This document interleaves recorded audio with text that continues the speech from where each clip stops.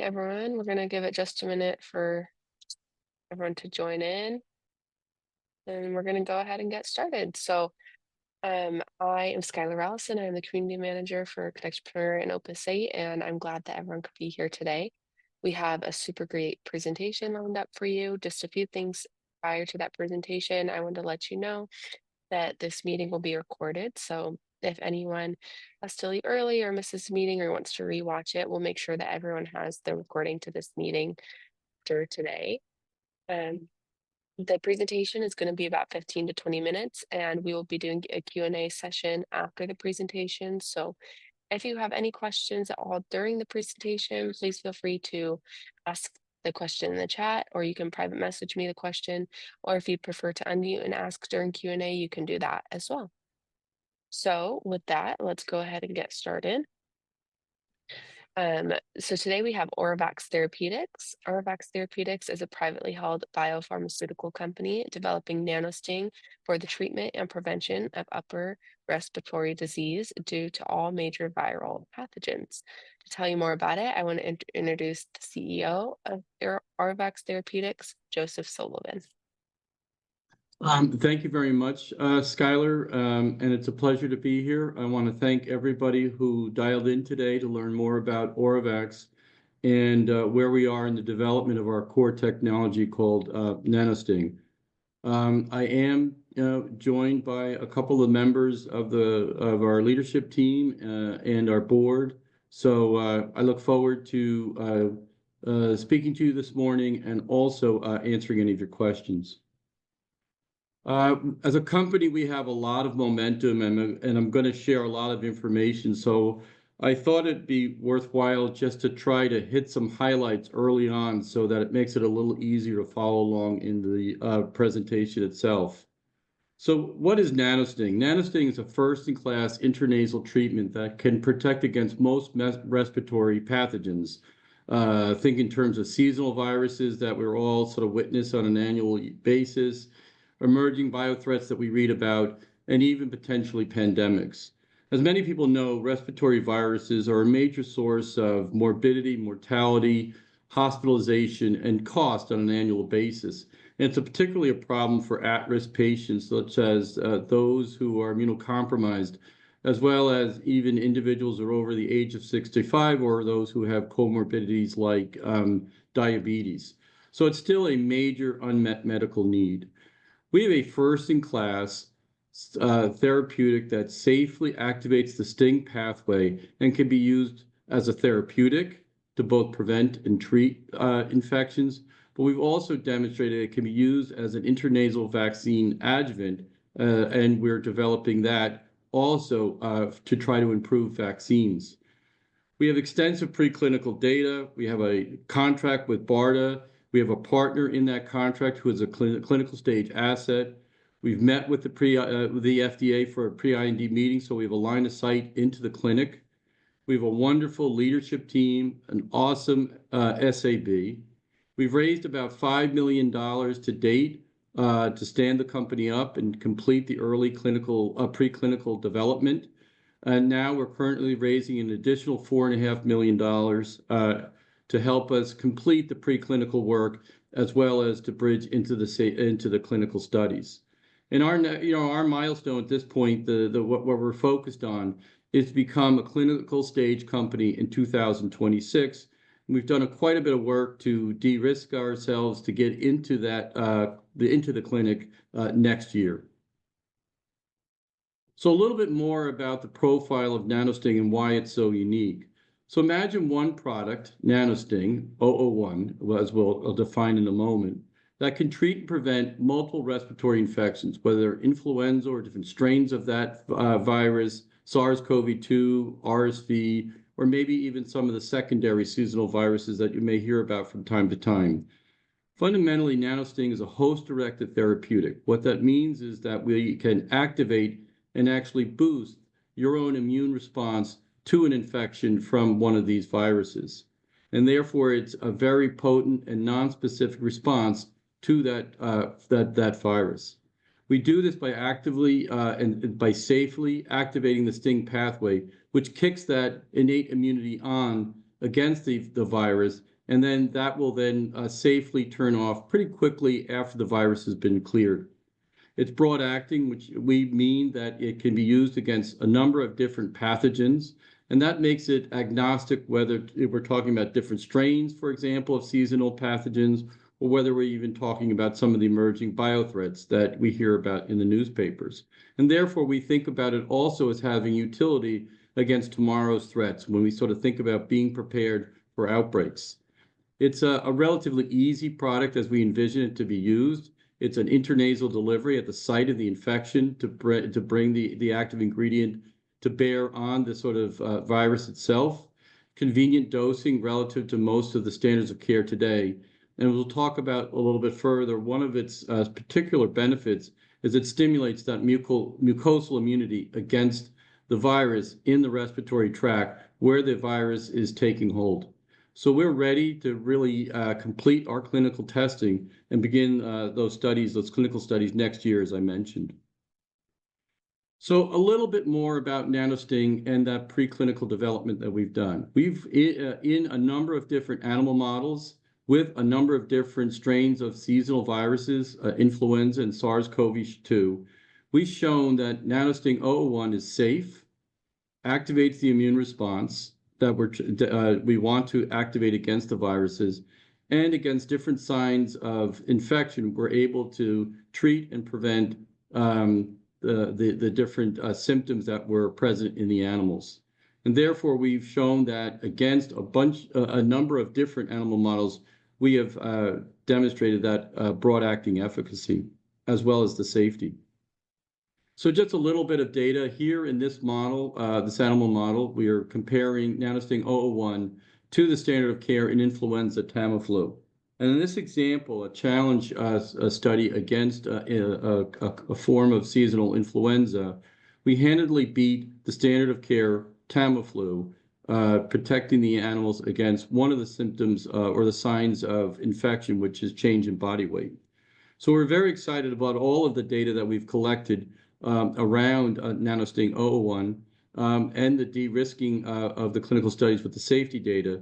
And now we're moving towards clinical studies. And what we'd like to do particularly is focus on how can we address the unmet medical needs for high-risk patients?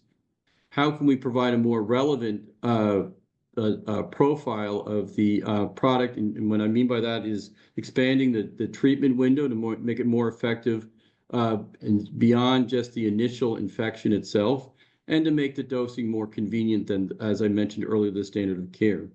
And to help us with the clinical development that we hope to start next year, we've formed a number of clinical partnerships that I'll speak about in a moment, and we're actually in discussions for non-dilutive funding. Oops.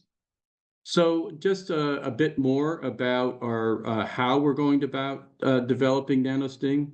As I mentioned, it can be used both for seasonal as well as for emerging or weaponized biothreats.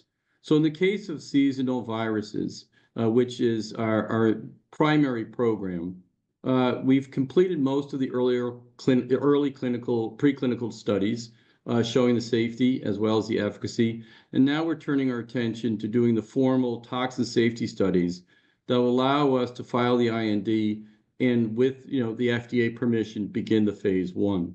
So that's the path we're on as we speak today.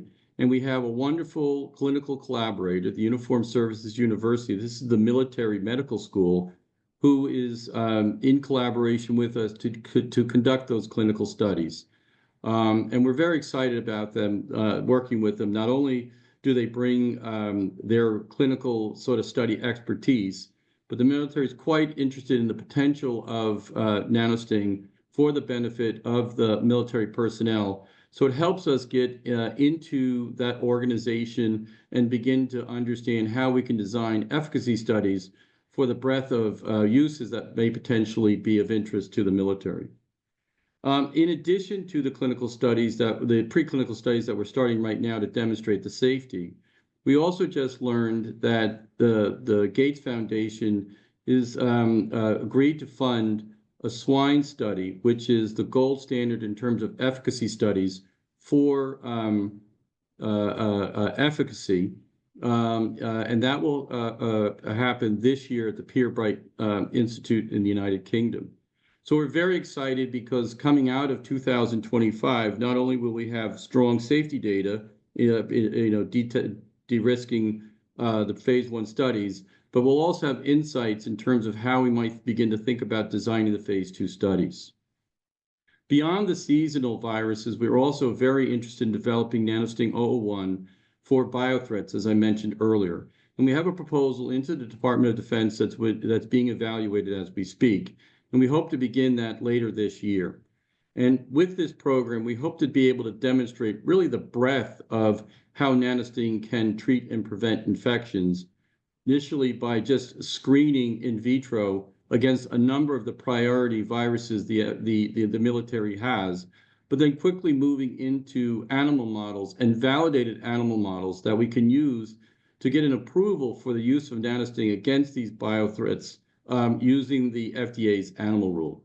And what we hope will be one of the benefits to the company is because we can move through relatively quickly through those validated animal models, that we can begin to think about accelerating revenue to the company sometime in the 2029 timeframe. As I mentioned earlier, nanosting can also be used as an adjuvant for intranasal vaccines. The company is primarily focusing on the development of nanosting 001 for therapeutics, but we're very, very excited about the fact that nanosting 002 could be the first intranasal vaccine adjuvant that can stimulate not only systemic immunity, but also mucosal immunity in the respiratory tract. And again, in our preclinical studies against a number of different animal models, with a number of different strains of different seasonal viruses, we've shown that the formulation of the adjuvant in nanosting 002, with these different antigens against these different viruses, has been able to not only prevent infections, but also prevent transmission of these infections. And here's an example of the data that we've been able to generate. We call this our buddy hamster model, and we use it to show that we have an effective adjuvant by demonstrating that not only can we prevent infections, and you see that in the upper portion of the panel, where the immunized animals did not show signs of infection or viral titer, but actually also in the lower panel, you see that we're able to block transmission. The immunized animals who are infected or exposed to the pathogen are then housed with naive animals, and in that case, the naive animals do not show signs of infection. And as you might remember with the SARS-CoV-2 vaccines, this was one of the big needs that were sort of identified. And we think intranasal vaccines with nanosting 002 could actually demonstrate that we can develop transmission blocking vaccines. So again, we are looking at where can we provide benefit against unmet medical needs in terms of new vaccines blocking viral transmission. And we have a number of collaborators with us. One is a BARDA contract that was awarded in 2024, and we have a clinical stage partner, CONNECTpreneur, who's helping us with that. And we also have a second collaborator who we're in discussions with currently, and we hope to announce shortly. I'll also point out, since most of our focus is on nanosting 001, a lot of the resources that will be required to develop nanosting 002 will be coming from our partners. Now, again, just a little bit more about how we're going about developing nanosting for vaccine development.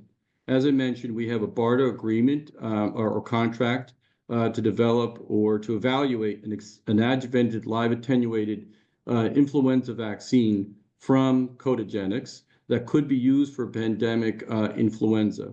We've completed the first deliverable successfully, and now we're going into cross-protection studies in mouse models. And we hope to complete actually all three portions of the contract in 2026. And the contract is by design could then flip into a product development contract with substantially additional funding. I'll also point out with the BARDA contract that, and some of you may have read last week, that the NIH has announced a new vaccine development program called Generation Gold Standard. And this is to look at using an older sort of, I guess, generation of vaccines that might be used for universal vaccines against respiratory infections. And what's exciting about the BARDA contract is that the data that we'll be generating in the cross-protection studies, as well as the pre-immunity studies, should read out directly against some of the objectives in that new program, and hopefully give us insights that would allow us to connect with that program. And then, as I mentioned, we have a second partnered vaccine program that we're actively discussing with a partner in Europe, and we hope to announce that shortly. There would again be an assessment in 2025 and early 2026. And if the assessment is successful, that would also potentially be an opportunity for an out-license of the adjuvant to that company. And their intention is actually to develop a whole pipeline of respiratory vaccines. So now moving just a little bit more about our commercialization strategy. First, when we sort of think about the market for respiratory medical products, it's quite large between therapeutics and vaccines. We estimate for AuraVax, for the markets that we are particularly focused on our target addressable market is about $27 billion between some of the vaccines as well as seasonal viruses and some of the potential work with the emerging biothreats. So we're actually very, very excited to be able to develop NanoSting as a dual use, both for the military as well as the civilian market. And we believe there's tremendous utility, not only for treatment, but as well as for vaccines. And as I mentioned earlier, our goal is first and foremost to think about the unmet medical need in the high-risk patients. And then hopefully, as we demonstrate the utility there, we'll see a broad spillover into the general population. There's a lot of opportunities for NanoSting, and for us, it's important to focus. So I want to emphasize that our lead effort is a host-directed therapeutic against influenza, because that's our fastest way towards securing phase 2 efficacy data about the ability of NanoSting to prevent or to treat infections. But I also mentioned the biothreat, and that's important to us because that will then be our mechanism to demonstrate the broad acting, and we can do that through the animals more effectively than through human clinical trials. And those animal studies we can discuss with the FDA about an indication, and then hopefully once we've demonstrated the breadth of the effectiveness, we can begin to think about late-stage clinical studies where we can target the broad seasonal protection. As I mentioned, we're focusing on launching into the RX market. We will launch with strategic partners, both for the therapeutic and the vaccines. And we're also hoping to evaluate NanoSting in the longer term, potentially as an OTC product, to give it an extended opportunity. And so finally, the third or fourth point I'd like to mention about our commercialization approach is I've mentioned that we think there's opportunities to license the adjuvant in 2026 or 2027. We think there's opportunities in biodefense in 2028-29. So again, what I want to emphasize here is that we're very, very focused on opportunities to accelerate revenue for the company, to drive value for the investors, and to bring in revenue that can be reused and repurposed to develop the seasonal host-directed therapeutic. So now just a little bit about the finances of the company.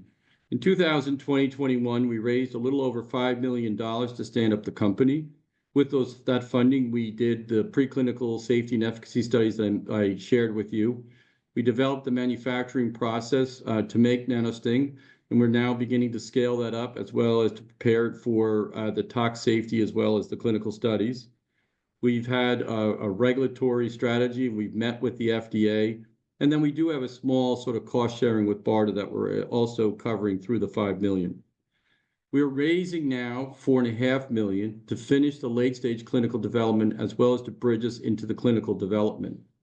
So we'll use the funding to complete the tox and safety studies, to file the IND, and at a minimum to help us complete the phase 1 single ascending dose study in healthy patients.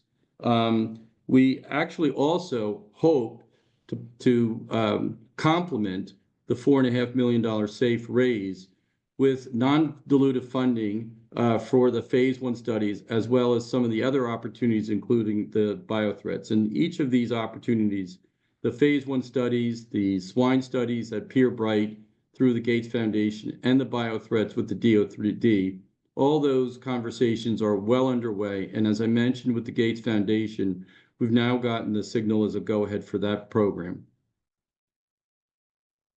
So as an investor, let me try to put the pieces together and share how we're driving value for our shareholders.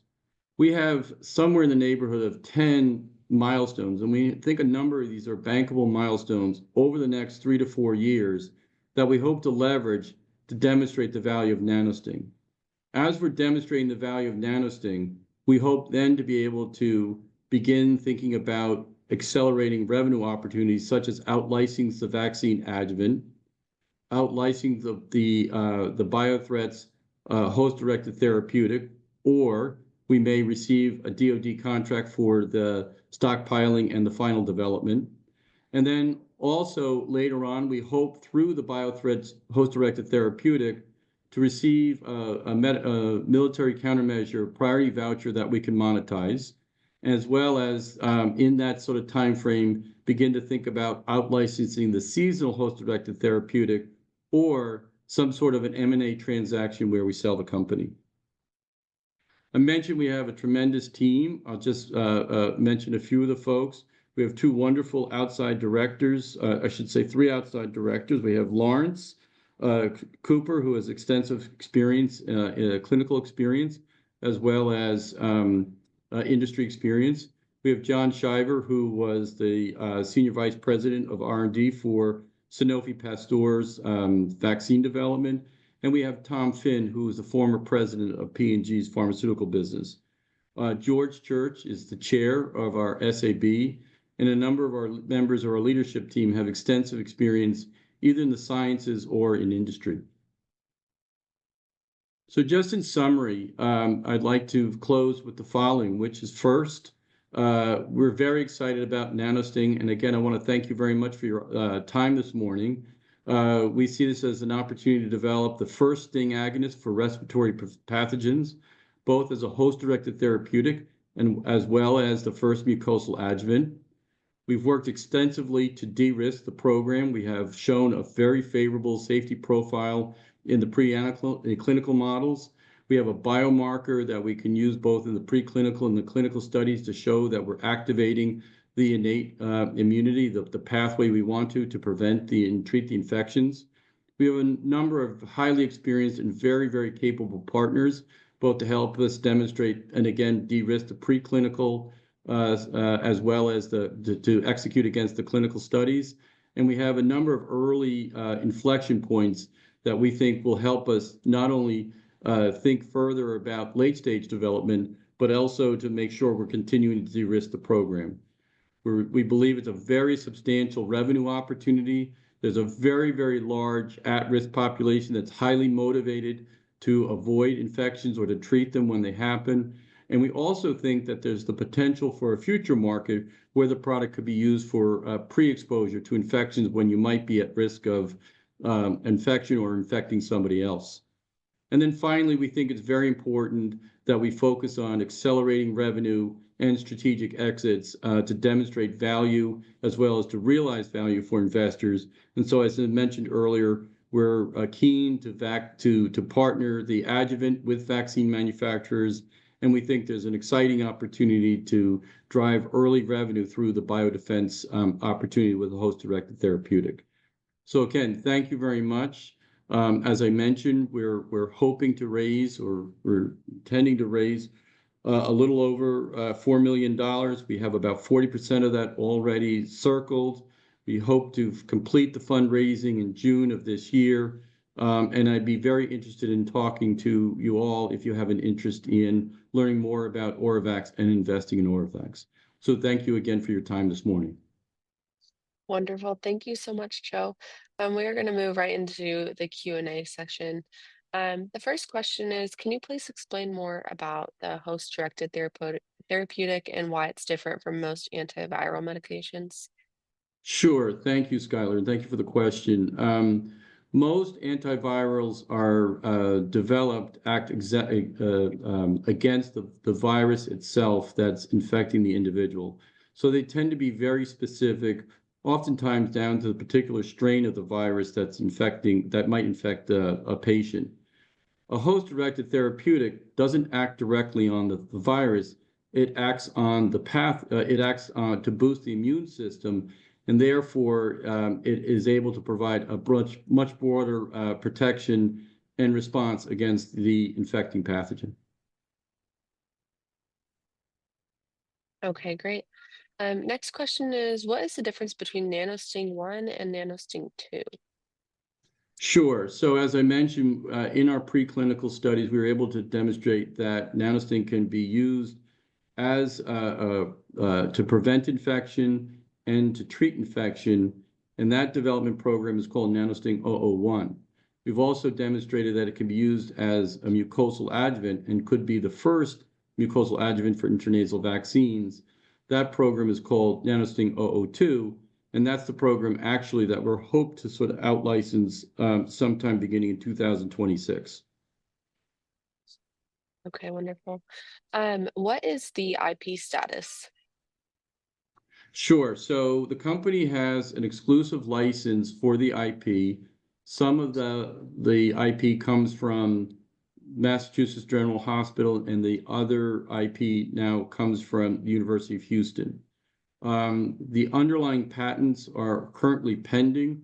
We did have one that was awarded in one of, I would say, the secondary markets that we're interested in, but we do see that as a positive sign that our strategy for the claim structure should be effective in the major markets. So we're actively addressing sort of the regulatory agency responses for the different patents currently in the US, Europe, as well as Canada, and we see ourselves ultimately filing in a number more of jurisdictions beyond that. Okay, wonderful. Next question is, who is the second vaccine partner that you mentioned? Yeah, unfortunately, at this point, since we haven't completed the discussions with them, I'm not able to sort of disclose who that is, but it's a very well-funded entity that's very, very interested in the same sort of vaccine development that was part of the early program for nanosting. So we're very aligned sort of scientifically. They're very well funded. We've had wonderful conversations with them. And as I mentioned earlier, we hope to announce the partnership or sometime in the second quarter of this year. Okay, great. Um, could you explain more about what dual use means and how AuraVax is using that? Yeah, so the dual use means that the product can be developed for different markets, military markets, as well as civilian markets for outpatient use, right? And we like that very much, first because it creates multiple opportunities for us, not only with seasonal viruses, but also emerging threats as well as weaponized biothreats. So it gives us multiple ways that we can develop and show success with nanosting 001. The other reason we like it very much is because the two programs that I mentioned earlier, the one for seasonal as well as the one for biothreats, are very, very complementary. And the work we do in the seasonal around safety will help us de-risk what we're doing in the biothreats HTT program. And then the biothreats HTT program, what we do in the animal models for efficacy, will allow us to de-risk the clinical studies for efficacy in the seasonal host-directed therapeutics. So we're just generating between the two programs a host of data that allows us to pursue the global opportunity much more effectively. Okay, great. And we are going to continue with Q&A. I'm just going to put up a poll for the investors on the call today, so feel free to answer that at your convenience. But like I said, we're going to continue with that Q&A. So the next question is, I believe the question is, why does Sting have to be formulated in nanoparticles? So there are a number of different STING molecules that could be used to activate the immune system and the STING pathway. What we chose to do is to use a form of a STING agonist that we think first and foremost would be safe to the patients. And then secondly, we wanted it to be effective in activating the STING pathway to prevent and treat, as well as also to be an adjuvant for vaccines. The STING agonist that we elected to use is a short-acting STING agonist. So by formulating it into a nanoparticle, we're maximizing first the safety to the patient. We're also focusing on the delivery of the STING particle to the nasal epithelial. So the nanoparticle we have was designed particularly to help it be attracted to the nasal epithelial. And we're also protecting the STING agonist against different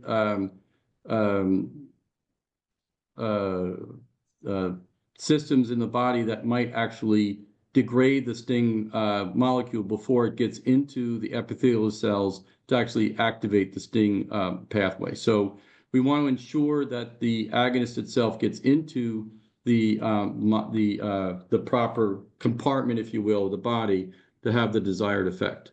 So it's all really a global approach to maximize safety as well as to maximize efficacy of the molecule to deliver on the therapeutic benefit safely. Got it. And I know we have a couple questions about the animal data, but do you have efficacy data or protective efficacy of nanosting in ferrets and monkeys? So we do not have currently data in ferrets or monkeys in terms of efficacy itself. We have safety data in non-human primates.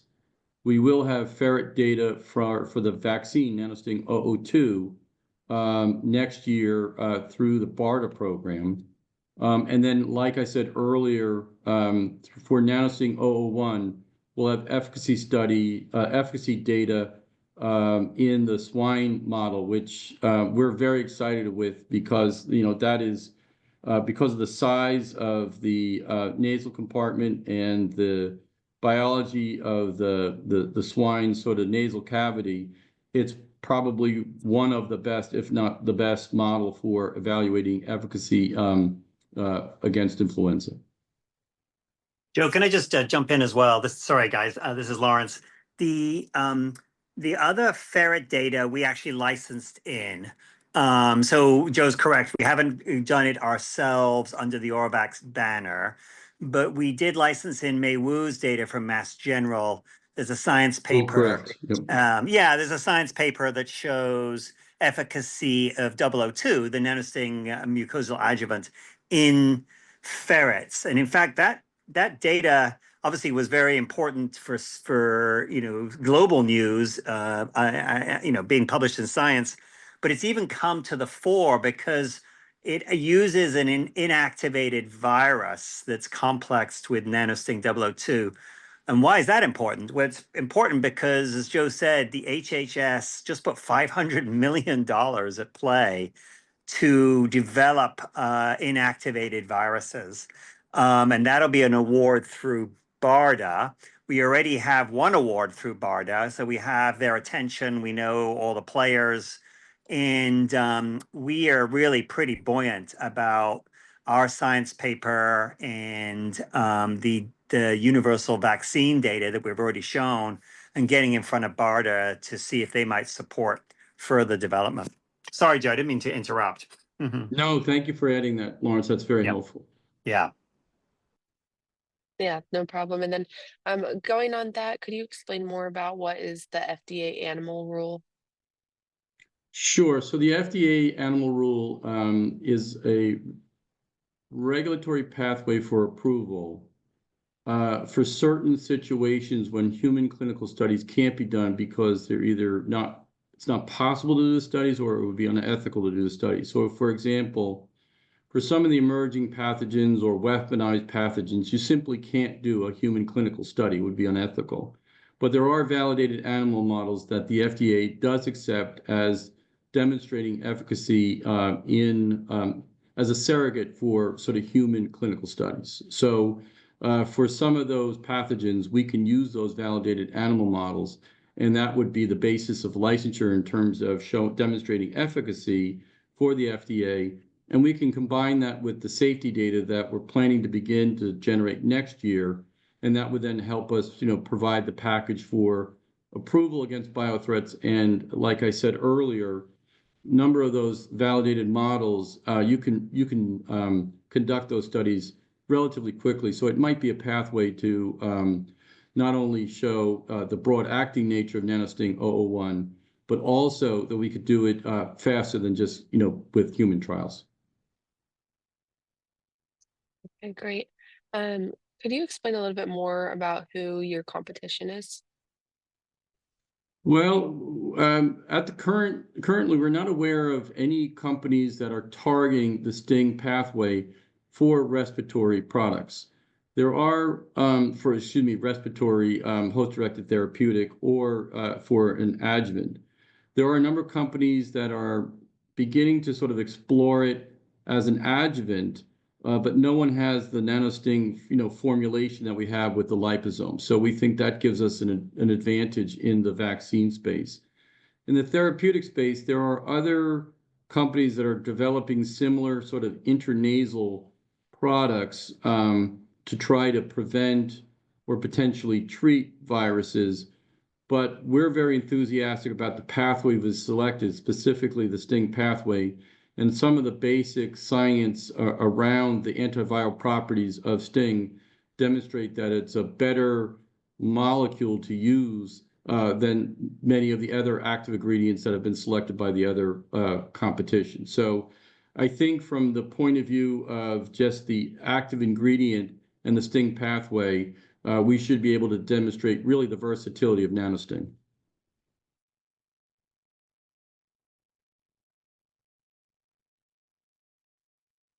I'm sorry, Skylar, do you have another question? You might be on mute there.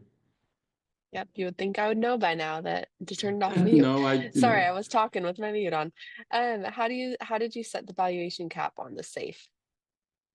So the valuation cap was set first by looking at a number of comparables, biotech companies that were sort of at a similar stage of development. And then we looked at, where we are in development and the momentum of the company. And then we also looked at the opportunity that we have for non-dilutive funding. So we think between, first and foremost, the opportunity with the non-dilutive funding to de-risk the program and to leverage the investors' capital is significant. And then secondly, the fact that we're going to have an opportunity to become a clinical stage company in 2026, almost 18 months away, just drives a lot of potential value that we're very excited about where we think we're going to be from a year from now. And then, as I said, that was all anchored on what we saw in the comps that we looked at. Okay.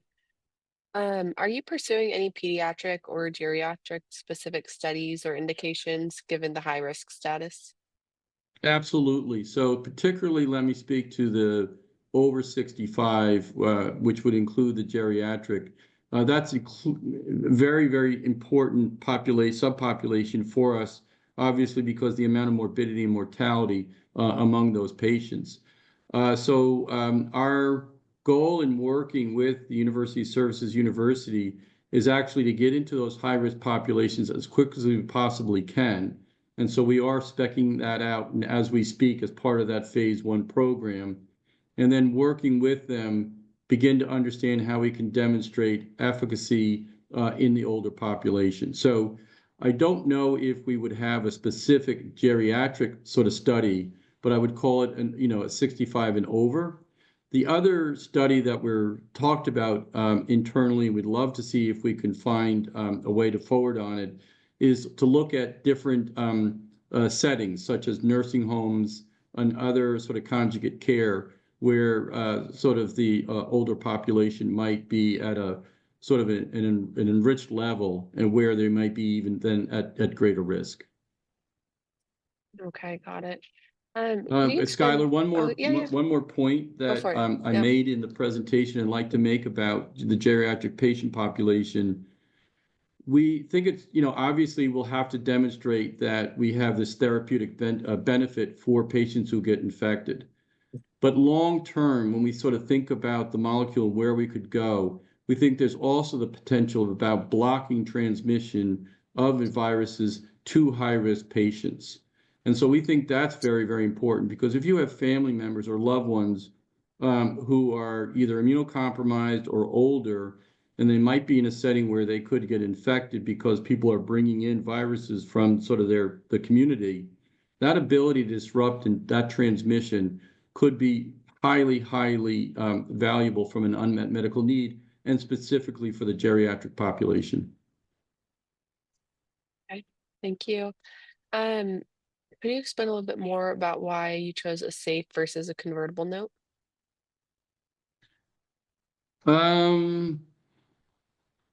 We just, again, we did a lot of homework in terms of, where do we think investors, what do investors want? And when we looked at the different transactions, there seemed to be a higher proportion of safe transactions than the convertible notes. We know that the convertible notes are popular within certain, industries. So again, we want something that is going to be investor friendly. We want something that we can move quickly. And we are very interested in getting into the clinic, and then with the sort of milestone of being in the clinic, working towards sort of a priced round. And we just thought that the safe note allowed us to move quickly and to set ourselves up to get into the clinic so that we could continue the development of of nanosting. But again, I think that, at this stage, if there's, significant interest in that, we would try to do whatever, is sort of, I guess, investor friendly from that perspective. I don't think we're against it. Okay, great. Do you foresee any challenges developing vaccine program under the current administration? Well, I don't, I understand the question. I guess the signal we got from last week is that's not so much that there's an aversion to vaccines as they may have wanted to go in a different direction. That's how I'll interpret the news.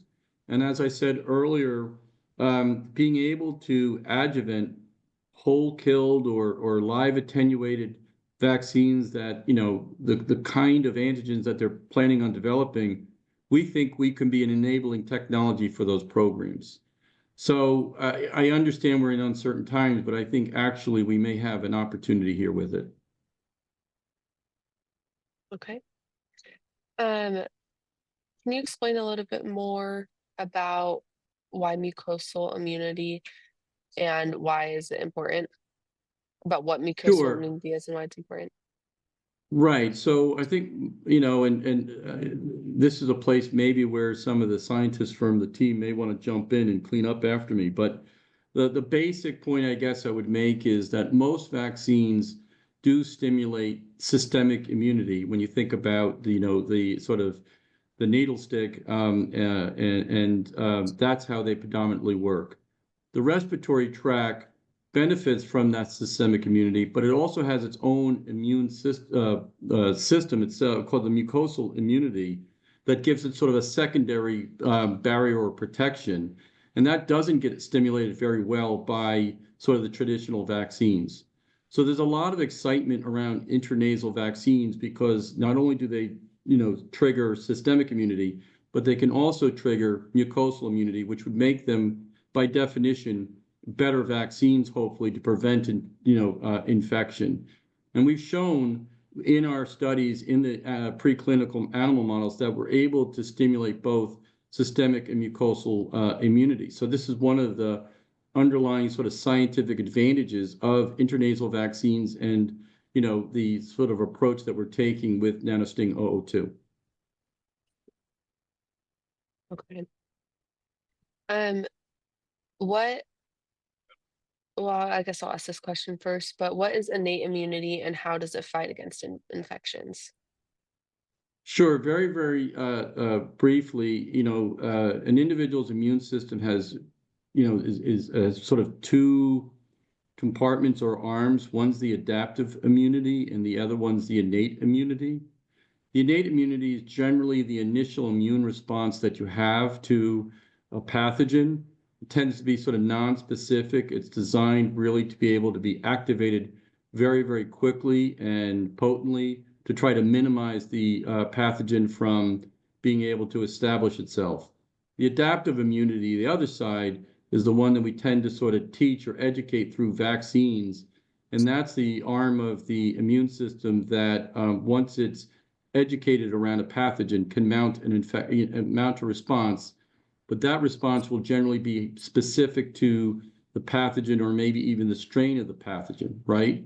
So by targeting to the innate immunity, this is one of the reasons why we're able to demonstrate and show that we have a broad acting response against pathogens with nanosting 001, right? We want to activate that innate immunity quickly, effectively, and then we want to turn it off also relatively quickly once the pathogen has been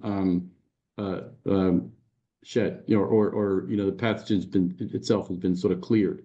So there's a huge advantage to that. Nature has created this innate response, and what we're doing with nanosting 001 is we're making sure we can leverage that for all patients.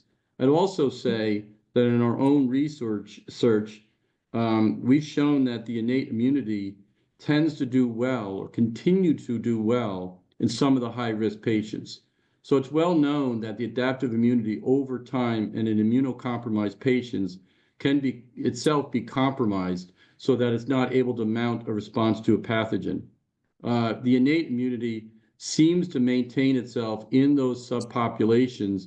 And so by triggering that, we're giving the patients a better shot at, again, clearing the pathogen. Okay, great. And then I wasn't sure if it sounded like Lawrence maybe wanted to hop in, but maybe not. So if he does, so unmute. Yeah. Oh, yes. I'll add one more piece. Sorry. And just no for problem. the investors, it's kind of it's just really cool. The STING pathway goes back 500 million years. So, which is just an incredible length of time, essentially until we were jawed vertebrates. And over that time, the ancient vertebrates had to fend off against viruses. And so this intracellular immune response that Joe talked about, the STING pathway, was developed and then evolutionary conserved. It's worked so well, except that viruses have been in an ongoing war, if you would, against the STING pathway. So, if you put yourself sort of strangely in the mind of a virus, they're trying to gain a foothold and infect, us as humans. And so they're constantly trying to get around the STING pathway.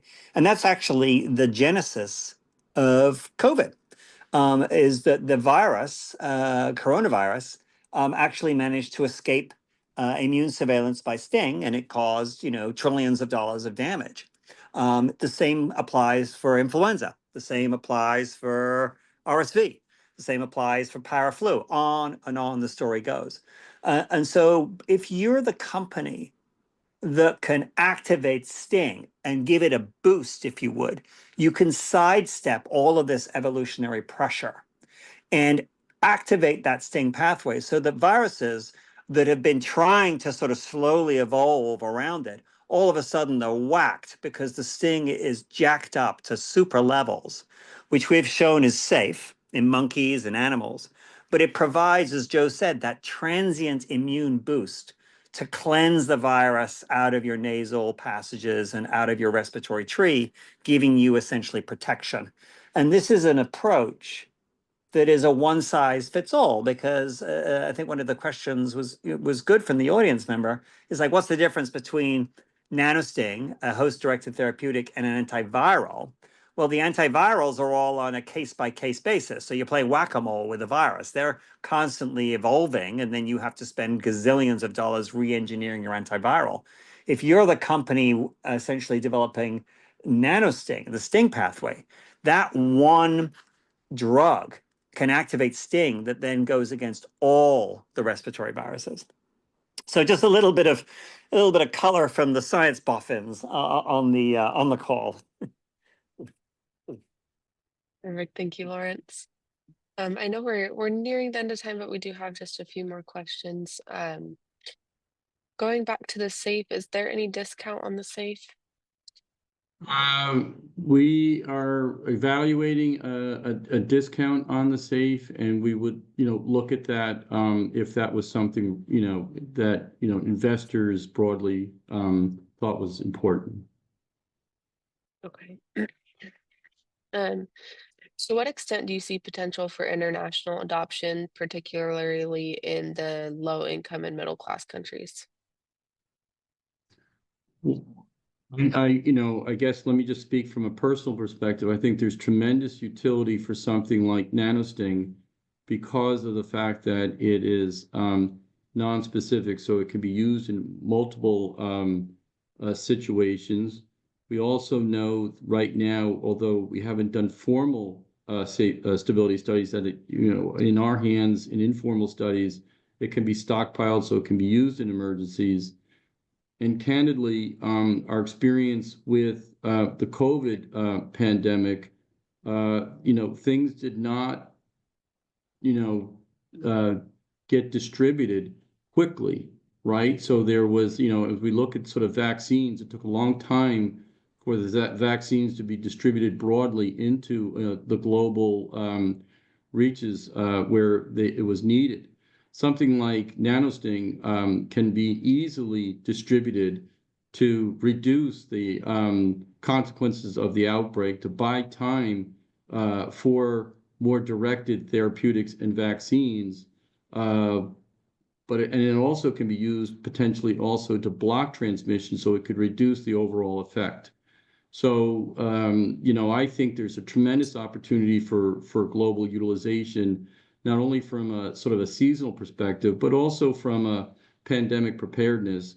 And, our conversations with different thought leaders and the Gates Foundation seems to sort of endorse that. And that's one of the reasons why the Gates Foundation is interested in helping sort of evaluate nanosting in this swine model.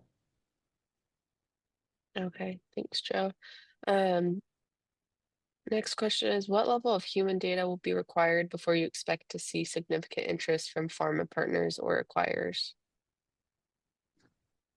So we think that to maximize the opportunity for the return on the asset, we will need to show some preliminary efficacy data, phase 2A or so. And we think, the influenza is a great opportunity for that because it's so well studied that, you can easily demonstrate, efficacy in influenza. In the but again, I just wanted to sort of point out that with the PureBright Institute, that efficacy data, with a positive result in that at the end of this year, we should probably actually attract some attention at that point, and interest in the potential of nanosting 001. But again, I think the true value of the asset, once we can get into phase 2, that's where we can maximize the opportunity for investors. Okay. This will be our last question for today. It says, is the vaccine product going to be used as daily intranasal administration, or do you know the vaccine effect of nanosting lasts longer periods? Oh, we have studied it in classic sort of vaccine models. So we would assume that it would provide sort of a durable response similar to what you see with other vaccines. And just to sort of be for nanosting 001, we believe that the dosing could be maybe two times as a complete course of therapy, right? So we don't anticipate it will be a daily dosing. We think it might be day 1 and then maybe, day 3 or so, and that would be the course of treatment for a healthy adult. it may need another administration for someone who's in the high risk category. But for the vaccine, we would assume that the dosing schedule will be pretty similar to what you see with existing vaccines. Okay, got it. Well, I know we had a lot of great questions today. I want to remind everyone that this meeting was recorded, so we'll be sending out the meeting recording to everyone prior to or after this call, I mean. So everyone will get it. You can rewatch it if you want, and you'll also get an introduction to Joe Sullivan, the CEO, so you can connect with him and schedule further follow-up meetings. But Joe, I want to thank you and your team for all being here today. And if anyone has any other questions, feel free to stay on for a few minutes. Otherwise, we will end this meeting here. So thank you everyone for joining. Okay, thank you. Thank you for everybody that dialed in, and thank you to the team at Opus 8 for organizing this meeting for AuraVax. Thank you, everybody. Thanks, Joe.